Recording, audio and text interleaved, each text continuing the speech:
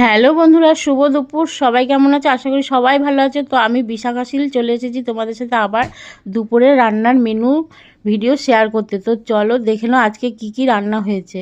তো দেখো, এখানে বাজার থেকে বড় বড় ফজলি আম নিয়েছে তোমাদের দাদাভাই। এক একটা আমের ওজন প্রায় 600-700 হবে।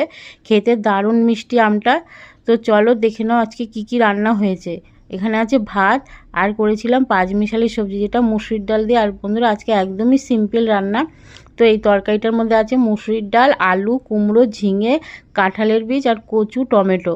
আর খেতে এত টেস্টি হয় তরকারিটা। যদি তোমরা রেসিপি জানতে চাও আমাকে অবশ্যই কমেন্টে জানিও। আর আছে এখানে দেখো ঢ্যাঁড়স ভাজা। আর প্রত্যেকটা মানে পদই আজকে অল্প অল্প হয়েছে। আগেই বললাম আমরা দুজন ঘরে। আর এখানে আছে ডিমের অমলেট, দুটো অমলেট করেছি, তোমাদের দাদাভাই আর আমি খাবো। তো চলো আজকের মেনু এইটুকুই। আর আছে সঙ্গে আম। আম তো এখন আমের সিজন চলছে, লাস্ট পাতে আম তো থাকবেই বন্ধুরা, তোমাদের আগেই বলেছি।